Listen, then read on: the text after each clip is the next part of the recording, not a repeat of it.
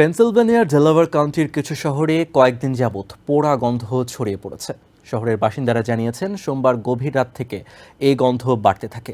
এরপর থেকেই কাউন্টির ইমার্জেন্সি সার্ভিসেস অফিস সহ ফায়ার ডিপার্টমেন্ট অফিসে একাধিক অভিযোগ করেন স্থানীয়রা। তবে এখন পর্যন্ত গন্ধের উৎস উদ্ঘাটন করতে পারেনি কর্তৃপক্ষ। গত 2 থেকে 3 দিন যাবৎ পেনসিলভেনিয়ার ডেলাওয়্যার কাউন্টির কিছু এলাকায় এক ধরনের পোড়া গন্ধ ছড়িয়ে পড়েছে। সোমবার গভীর রাত থেকে প্রকটভাবে গন্ধ ছড়িয়ে পড়েছে বলে জানান শহরের বাসিন্দারা।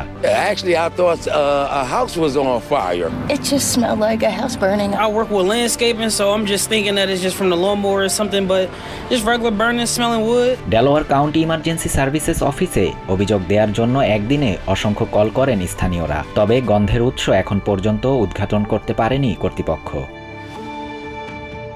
গন্ধের বিষয়ে এক এক জায়গার বাসিন্দারা এক এক ধরনের মন্তব্য করেন। অনেকে বলছেন প্রথমে তারা ভেবেছিলেন কোনো বাড়িতে আগুন লেগেছে, আবার অনেকে বলছেন কাঠপোড়া গন্ধ এটি। Man, they always burning stuff behind the woods and stuff like that. You never know what's going on. সামাজিক মাধ্যমেও স্থানীয়রা এ নিয়ে লেখালেখি করেন। অনেকেই ভেবেছিল সম্প্রতি কানাডায় সৃষ্ট দাবানলের আগুনের গন্ধ এটি। গন্ধটি কোন দিক থেকে আসছে তা শনাক্ত করার চেষ্টাও চালান অনেক বাসিন্দা। রোজ ভ্যালির এই বাসিন্দা বলেন তিনি একাধিকবার স্থানীয় ফায়ার ডিপার্টমেন্টের কর্মকর্তাদের সাথে যোগাযোগ করেন, তবে তারা সঠিক কোনো তথ্য দিতে পারেননি। চেষ্টা শহরের বাসিন্দাদের অভিমত শিল্প কারখানা থেকে ছড়াচ্ছে এই গন্ধ। Health department, state department of environmental protection এবং স্থানীয় ফায়ার ডিপার্টমেন্টের কর্মকর্তারা এখন পর্যন্ত চিহ্নিত করতে পারেনি গন্ধের উৎস।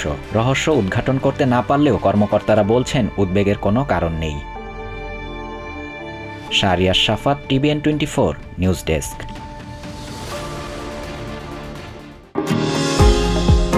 নিউ ইয়র্ক থেকে সম্প্রচারিত TVN 24 টেলিভিশন বিশ্বজুড়ে বাঙালির কণ্ঠস্বর।